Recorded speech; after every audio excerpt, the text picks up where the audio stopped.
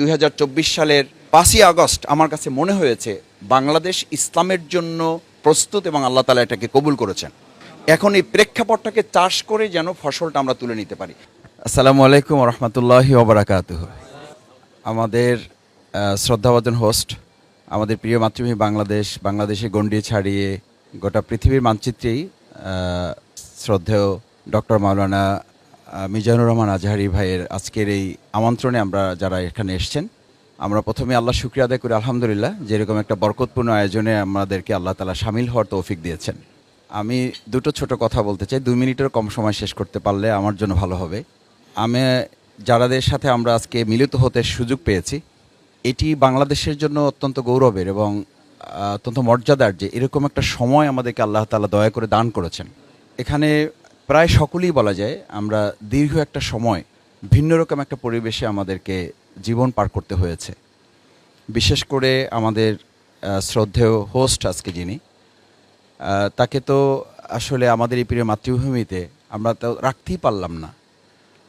আল্লাহ তাআলা আমাদেরকে এই সুযোগ দিয়েছেন। আবার আরেকবার অন্তঃস্থল থেকে শুকরিয়া আদায় করছি আলহামদুলিল্লাহ। আল্লাহ যেন স্থায়ীভাবে আমাদের প্রিয় মাতৃভূমির জন্য প্রথমত এই সময়টাকে নেয়ামত হিসেবে বর্ধিত করে দেন। দ্বিতীয় হচ্ছে, আমি হুজুরের ওয়াজ থেকে একটু কথা বলি, সেটা হচ্ছে অহুয়াল গফুরুল ওয়াদুদ। আসলে আমাদের প্রতি মানুষের এই ভালোবাসা, আমাদের এই বক্তব্য, আমাদের এই কারো লেখনী, এটির আলাদা কোনো কৃতিত্ব আছে বলে আমার কাছে মনে হয় নাই। এটা নিতান্তই আল্লাহ তাআলার দান তার বান্দার প্রতি। তিনি যখন তার কোনো বান্দাকে ভালোবাসেন, এই হাদিস আপনারাই বলেন, আপনাদের কাছ থেকে শুনেছি, আমিও মাদ্রাসায় যতটুকু পড়ার সুযোগ পেয়েছি, আল্লাহ তাআলা যখন কোনো বান্দাকে ভালোবাসেন তখন তিনি আরশে আজিমে এটাকে বলেন, এবং আরশে আজিমকে আসমানওয়ালাদেরকে বলেন এটা জমিনওয়ালাদের কাছে পৌঁছানোর জন্য। সুতরাং আমার যেন এটা মনে থাকে যে আল্লাহর দেয়া এই নেয়ামত আমি আল্লাহর দিনের জন্য যতটা ব্যবহার করব, আল্লাহ এটা তত বেশি সমৃদ্ধ করে দেবেন। লা ইন শাকারতুম লা আযীদান্নাকুম। সেটা যদি মনে থাকে তাহলে আমার মধ্যে কোনো ধরনের দ্বিতীয় চিন্তা, ভিন্ন চিন্তা অথবা দিনের বাইরে গিয়ে আলাদা কোনো চিন্তা আমার মধ্যে স্থান পাওয়ার কোনো সুযোগ থাকবে না। শেষ কথা হচ্ছে, আমরা যারা আজকে এখানে একত্রিত হয়েছি, বাংলাদেশে ইসলামের দুটো কমপ্লিসিটি আছে। একটা কমপ্লিসিটি হচ্ছে ইসলাম যারা জানেন তারা, আমরা যারা প্রচার করি, আমরা ইসলামকে অ্যাড্রেস করার ক্ষেত্রে সাধারণ মানুষ যারা, তাদের মধ্যে অনেক ধরনের কমপ্লিসিটি আছে, যাদের কাছে পাবলিকলি ইসলাম অ্যাড্রেস করার জন্য আমাদের আরও বেশি গবেষণার সুযোগ আছে। এবং সেটা শ্রদ্ধেয় ডক্টর মাওলানা মিজানুর রহমান আজহারি ভাই, আমার বোধহয় তিনি আমাদের এখন শিক্ষক হিসেবে ভূমিকা পালন করছেন এবং আমাদের শেখারও সুযোগ আছে, আমরা শেখার চেষ্টা করছি। আমার 95 বছর বয়সের মা বাড়িতে আছেন, খুব ভালো কথা বুঝতে পারেন না, এই ইউটিউব ওপেন করলেই বলেন যে আমার ওই ছেলে একটা আছে না, আজহারি ছেলের ওয়াজটা একটু দাও, ওরটা আমি ভালো বুঝি। আন্দোলনের উনি শপথের জনশক্তি এখনও, তো বলে যে আমার ওই ছেলেটার ওয়াজটা আমি ভালো বুঝি। তো এই যে ভালো বুঝেন, তার মানে উনি খুব শিক্ষিত না, 5 পাস করা একজন মা আমার। কিন্তু এই 5 পাস করা একজন মানুষ তার কথাটা বোঝে, তার মানে হচ্ছে ইসলামটাকে আমরা যেভাবে জটিল করছি এটাকে সহজ করার সুযোগ তো আছে। এবং আল্লাহ সুবহানাহু ওয়া তাআলা তো সেভাবেই বলেছেন যে ইসলামকে আমি তোমাদের সহজ করেছি, হাদিসেও একই কথা বলা আছে। তো এটা হচ্ছে আমার আবেদন আমাদের সকলের কাছে, যে আমরা সহজ করে সহজভাবে মানুষের কাছে এটাকে কীভাবে পৌঁছানো যায়। আল্লামা দেলোয়ার হোসেন সাঈদী রাহিমাহুল্লাহ, তার জন্য আমরা দোয়া করি আল্লাহ তাকে জান্নাতুল ফেরদৌস নসিব করুন। তিনিও এই ধারাটা তৈরি করে রেখে গেছেন, যার কারণে তিনি দল মতের ঊর্ধ্বে উঠে সবাই তার কথা শুনতে আসতেন।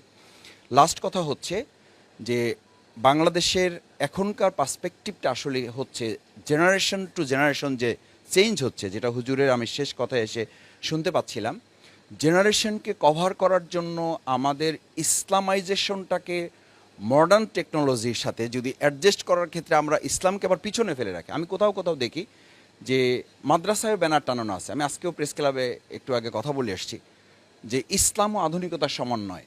এই ল্যাঙ্গুয়েজগুলোর সাথে আমরা কেন পরিচিত হচ্ছি?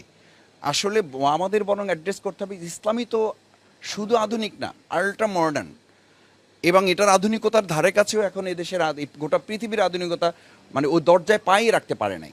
তা আমরা এটা কেন বলছি? অথচ এইটাই কিন্তু মাদ্রাসায় আমরা শিখে আসছি, আমাদেরকে শেখানো হয়েছে। এখন ভালো ভালো মাদ্রাসা যারা তৈরি করছে যে আমরা বিজ্ঞান এবং ইসলাম শিখাচ্ছি, এটাও কিন্তু বলা হচ্ছে, অথচ ইসলাম হচ্ছে সবচেয়ে বড় বিজ্ঞান। তো সেই জায়গাটা আমরা যদি অ্যাড্রেস করতে পারি এই জেনারেশনের কাছে, 2024 সালের 5ই আগস্ট আমার কাছে মনে হয়েছে বাংলাদেশ ইসলামের জন্য প্রস্তুত এবং আল্লাহ তাআলা এটাকে কবুল করেছেন। এখন এই প্রেক্ষাপটটাকে চাষ করে যেন ফসলটা আমরা তুলে নিতে পারি, সেই দায়িত্ব আমার সামনে যারা আছেন, আমার শ্রদ্ধেয় শিক্ষক উস্তাদ তুল্য, আমি অনুরোধ করব আমাদের সন্তানদের, আমাদের শিক্ষার্থীদের অর্জিত এই বাংলাদেশ আল্লাহ তাআলা দয়া করে দান করেছেন, ইসলামের জন্য উন্মুক্ত করেছেন, এটাকে এখন ফসল তুলে যেন আমরা ঘরে ঘরে পৌঁছে দিতে পারি, সেই প্রত্যাশা ব্যক্ত করে আমার কথা শেষ করছি।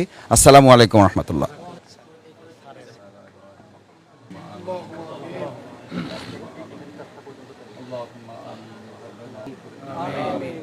আল্লাহ আজকের আয়োজন কবুল করেন।